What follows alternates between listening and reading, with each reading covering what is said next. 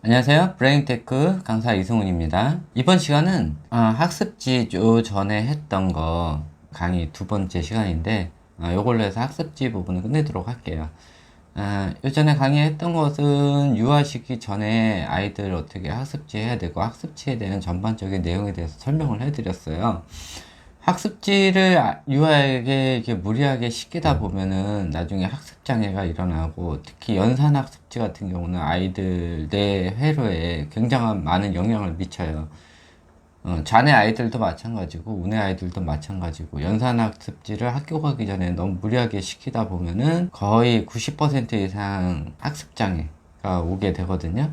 그러니까는 연산 학습지 시킬 때는 조금 주의를 기울일 필요가 있어요. 간략하게 다시 한번 연산학습지에서 설명을 해드릴게요. 운의 아이들 같은 경우는 개념이 안 잡히면 수학 공부를 할 수가 없어요.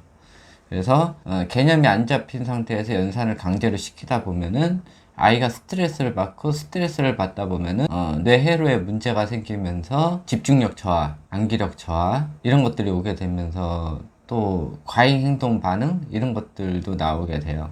그러니까는 연산학습지는 웬만하면 시키지 마시고, 좌뇌 아이들 같은 경우도 마찬가지예요. 연산을 계속 시키다 보면은 이게 계산기 기능에 관련된 뇌를 걸치는 게 아니라 자주 했던 거는 암기를 하게 돼요. 연산에 관련된 뇌의 발달과 아무런 상관없이 그냥 맹목적으로 외우게 되니까, 그것도 잘 외워지지 않는 좌뇌형 아이들 같은 경우는 하기는 하되 스트레스를 또 받게 돼요. 그러면은 이런 아이들은 초등학교 3학년 넘어가서 수학에 대한 학습 장애가 일어날 수가 있어요. 그래서 정상적인 시기 7살 이후에는 그냥 1부터 5까지 간단한 덧셈 정도로 하고 가고, 가끔 선생님들 중에서 손가락을 이용해서 하는데도 가만히 계시는 선생님들이 있어요. 이 손가락을 이용해 버리면은 아이가 수학 연산을 하는데 더 더뎌지고, 결국은 손가락을 안 쓰는 훈련을 나중에 해야 되는데 더 더뎌져요. 근데 유치원에서 가끔 아이들 하는 거를 보여주기 위해서 손가락을 이용하게 하는데 굉장히 안 좋은 거예요.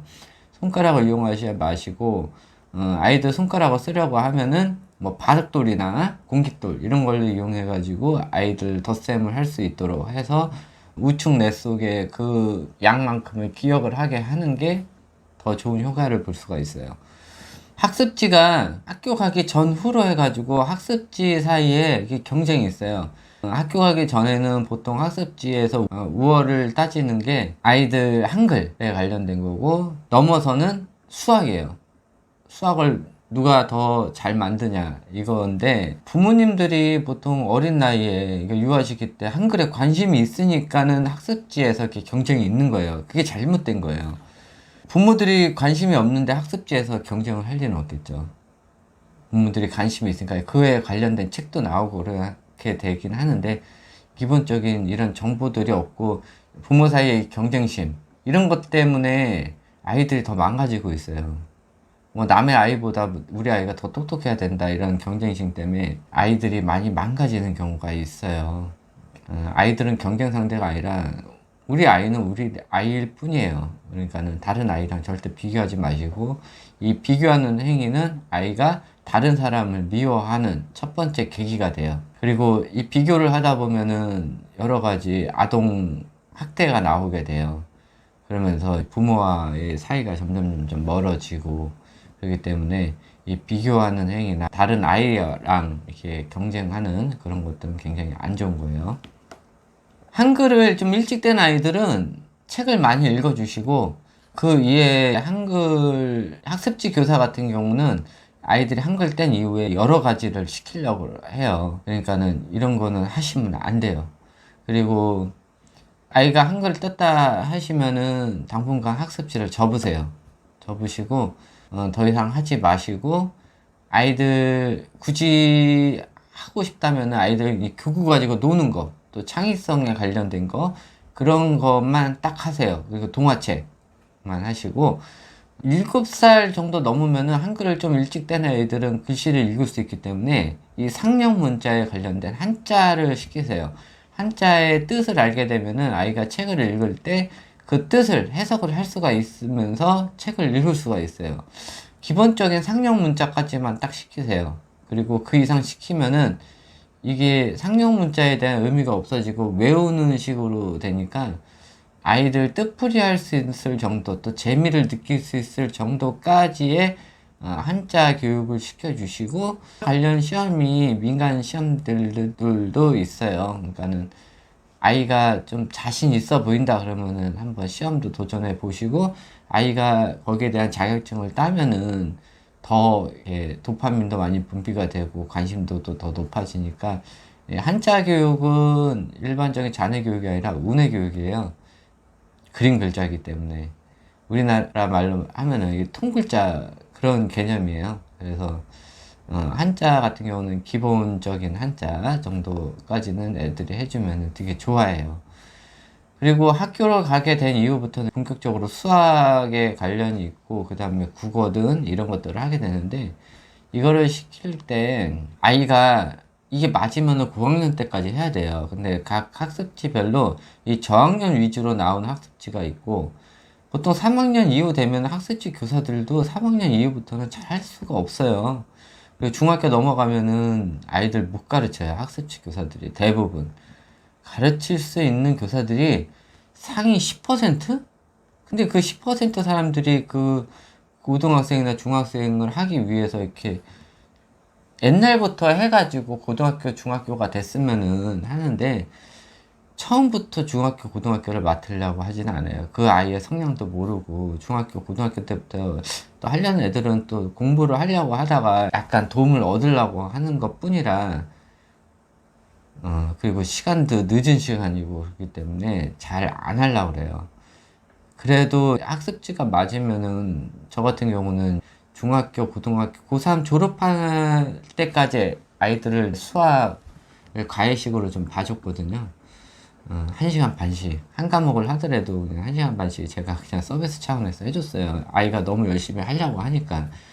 이렇게 하긴 했는데, 고등학교 수학을 할 수 있을 정도까지 레벨을 가지고 있는 사람들이 거의 없을 거예요. 근데도 하려고 하는 학생들이 있기 때문에 학습지를 고를 때 고등학교 때까지 할 수 있는 학습지를 선택을 하시는 게 좋아요. 이게 이어지는 게 좋긴 하거든요. 초등학교 다닐 때부터 하는 게. 그래서 학습지를 고를 때 잘 보시고, 보통 한 3학년에 갈아탄다, 학습지를. 이런 거는 학습지가 별로 안 좋은 거예요. 안 좋으니까는 다들 갈아타고 그만두고, 그러니까 3학년 때 정도에 많이 그만두는 학습지는 그렇게 좋은 학습지가 아니고, 고학년까지 많이 아이들의 학습지를 하는 그런 학습지들이 내용도 좋고 퀄리티도 좋아요. 근데 대신 어려워요. 그렇기 때문에 단순하고 쉬운 학습지 같은 경우는 아이들이 뇌가 단순해질 수가 있어요. 생각하는 것들이 없고, 아이들이 쉽게 풀어야 오래오래 아이들 유지를 하거든요. 그렇기 때문에 이 학습지가 쉽게 나온 것들이 있어요. 이런 걸 하다 보면 아이들이 단순해져요. 그래서 아이가 조금 힘들더라도 초등학교 들어가서는 난이도 있는 좀 생각을 해야 되는 거, 요런 학습지를 하고, 무조건 문제를 뭐 다 풀라는 건 아니고 아이가 할 수 있는 만큼은 하되 조금 생각을 해야 되는 학습지들, 이런 것들을 하는 게 아이들 초등학교 고학년이 됐더라도 편하게 할 수가 있고, 너무 단순한 학습지를 하면은 초등학교 2학년 때까지는 어떻게 버티긴 하는데 3학년부터 학교 수업을 따라갈 수가 없어요. 그렇게 되기 때문에 너무 쉬운 학습지 같은 경우는 안 하시는 게 좋고, 단순한 학습지 안 하시는 게 좋아요. 학습지를 하면서 어머니들이 해야 될 일이 있어요. 학습지 선생님이 오기 전날에는 무조건 채점을 끝내야 되는데, 웬만하면은 아이가 그날 엄마 다 했어 그러면은 가져와 그래 놓고서는 그날 채점을 하세요. 그래서 틀린 거 있으면은 피드백 하면서 보통 혼내니까 하지는 마시고, 아이가 뭐에 대해서 틀렸는지만 알고만 계세요. 그러면은 학습지 선생님이 오면은 상담을 하게 돼요. 그러면 아이가 틀린 부분을 알기 때문에 그거에 대해서 편하게 얘기를 할 수가 있는데, 아이가 뭐를 틀렸는지조차 모르면은 학습지 교사 선생님이 뭐라고 얘기하면 네 그러고 그냥 말아버려요. 그러면 아이가 삼천포로 빠지고 있는데도 모르고 있고, 아이가 점점 망가져도 모르고 있어요. 학습지 선생님은 대부분 보면 아이 칭찬을 많이 해주고 가기 때문에 아이가 잘못된 경향이 보이거나 학습 장애 형상이 보이더라도 얘기를 안 해요. 퇴행할까봐. 그러니까는 그 부분은 아이가 좀 틀린 부분이 많거나 그러면은 좀 체크를 해주시고, 다음번에 이거 한 번 더 하면 안 될까요? 이런 이제 의견도 한번 내주시고, 그러면 학습지 선생님들이 그런 부모한테는 더 신경 쓰게 돼 있어요. 요거 참고해 주시고요. 문제집도 좀 병행을 해 주셨으면 해요. 아이가 1학년 들어간다 그러면은 학교 들어가기 전에 이제 겨울방학 기간 있죠. 그러니까 학교 들어가기 전이니까 2, 3개월 전에 1학년 문제집을 사세요. 보통 우등생 문제집을 많이 이용하거든요. 그거를 뭐 전질로 일단 사서 부모님이 한번 보시고 아이한테 필요한 내용을 미리 좀 얘기를 해주고 학교를 보내는 게 나아요. 그리고 1학년 1학기 끝나고 여름방학 되면은 또 전질로 사세요. 전질로 사서 전체적으로 아이가 배운 만큼 그 문제를 뭐 엄마랑 읽으면서 같이 풀던지 학교에서 배운 만큼 풀게 하는 그런 습관을 매일매일 하는 그런 습관을 들여주시는 게 좋아요. 그러면서 학습지도 같이 병행을 하고 그래봐야 공부 시간 얼마 안 돼요. 뭐 1시간이면 충분히 해요. 너무 많다 싶으면 30분 나눠서 그날 해야 되는 할당량만 할 수 있게끔 습관화를 잡아주라는 거예요. 그리고 하고 나면은 부모님이 100% 채점을 해주시고 틀린 부분, 문제집에 한해서는 부모님이 피드백을 해주셔야 돼요. 그러니까 부모님도 공부를 하셔야 돼요. 언제까지? 초등학교 3학년 때까지는 아이가 뭐에 대해서 배우는지, 뭘 모르는지 이런 거에 대해서 꼭 체크를 해주시고 그에 대해서 미리 부모님도 예습을 하고 아이한테 어떻게 가르치면 좋을까. 잘 모르는 부분은 부모님이 인터넷에서 찾아서 프린터기 준비를 해서 미리 다 자료를 뽑아놓고 아이랑 이렇게 보여주면서 또 유튜브 동영상 이런 것들을 이용해가지고 이거는 이거다 라고 이렇게 보여주고 아이랑 다음에 학교에서 배울 것들 이렇게 예습을 하고 하면 아이가 좀 자신감이 생겨요. 이거 아는 내용인데, 이거 엄마랑 했던 건데 이러면서 아이가 자신감이 생기니까 그 부분에 대해서는 이제 문제집을 많이 이용하시면 좋은데, 문제집에 대해서는 제가 이 다음 강의에서 바로 이어서 문제집에 대해서 설명을 해드리도록 할게요. 또 항상 꼭 피드백 해주시고 초등학교 3학년 되면 문제집이 굉장히 어려워요. 저도 초등학교 3학년 문제집 같은 거 해도 실제로 시험 그 문제집 봐도 한 70점 밖에 안 나와요. 그렇게 어려운데 초등학교 애들은 얼마나 어렵겠어요. 그러니까는 아이고로 점수가 왜 안 나왔니 뭐니 하면서 왜 100점이 안 나왔니 9점이 안 나왔니 이렇게 할 필요가 없는 거예요. 그 문제를 그대로 가져와서 부모를 풀게 해버리면 50점 60점 밖에 안 나와요. 근데 7, 80점 맞은 아이를 혼내고 있는 거예요. 얼마나 웃겨요. 그러니까는 부모님이 아이랑 같이 시험 보기 전에 공부를 같이 해 주시고 아이가 모르는 부분이 있으면 체크를 해 두셔야 돼요.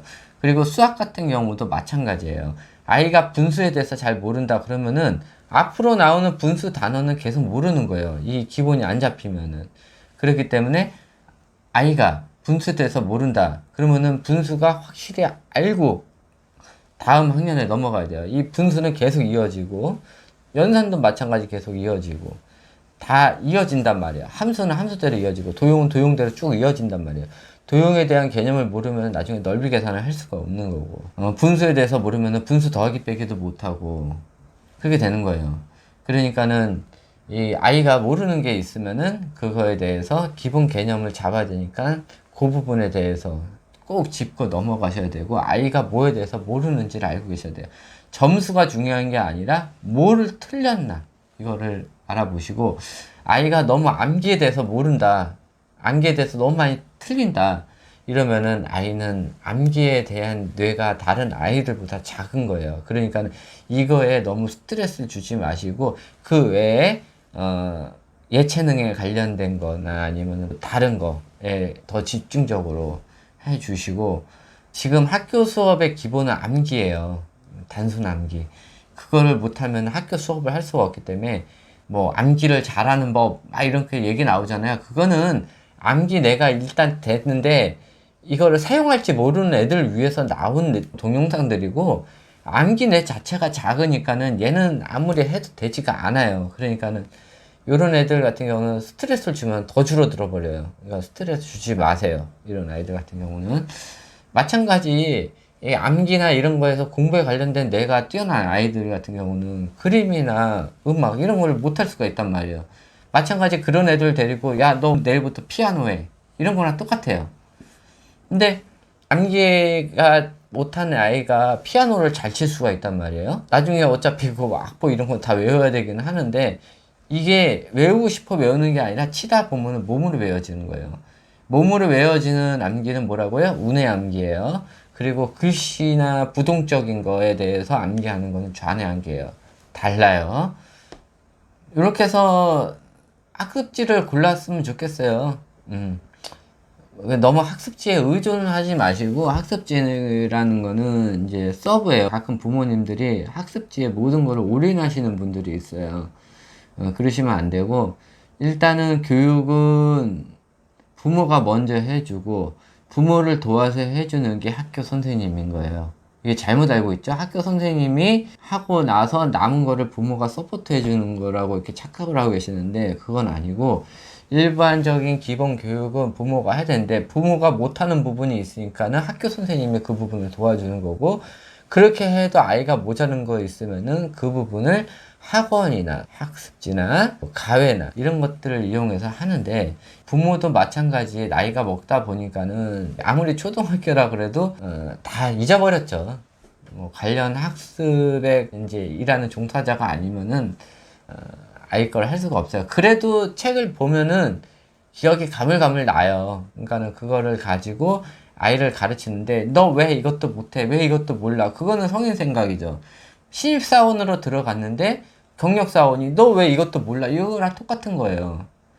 전체적인 파악이 안 됐는데, 그리고 그런 거에 대해서 아직 개념도 안 잡혔는데 너 왜 몰라 그러면 안 되죠. 이게 성인 기준으로 생각하면 안 되고, 항상 유아 시기 때부터 눈높이를 맞추는 연습을 하셔야 돼요. 우리 아이가 무슨 생각을 가지고 있는지, 또 어디 부분을 보고 있는지, 그 다음에 시야가 어떤지, 이런 것들을 아이 기준으로 보면서 아이랑 맞추다 보면은 아이가 어떤 생각을 하고 있는지, 아이의 지능이 얼마 정도인지, 또 아이가 뭐에 대해서 관심이 있는지, 이런 것들을 알 수가 있으니까 항상 아이의 기준에서 설명을 해 주셔야 돼요. 아이에 대해서 설명을 하는데 막 영어 쓰고 어려운 한자 쓰고 이러면은 당연히 못 알아듣는단 말이에요, 아이가. 그러니까는 아이가 이해할 수 있는 단어와 언어로 설명을 해 주시는 게 굉장히 좋고, 그것도 안 되면 자료를 이용해서 해 주시는 게 굉장히 좋아요. 그래서 이런 식으로 아이를 교육을 하는 거예요. 엄마가 아이를 봐주지는 않더라도 계속 아이가 공부를 하고 있는데 옆에서 딴짓을 하지 않고 아이와 공부를 동참한 아이들 같은 경우는 대부분 성적이 다 잘 나와요.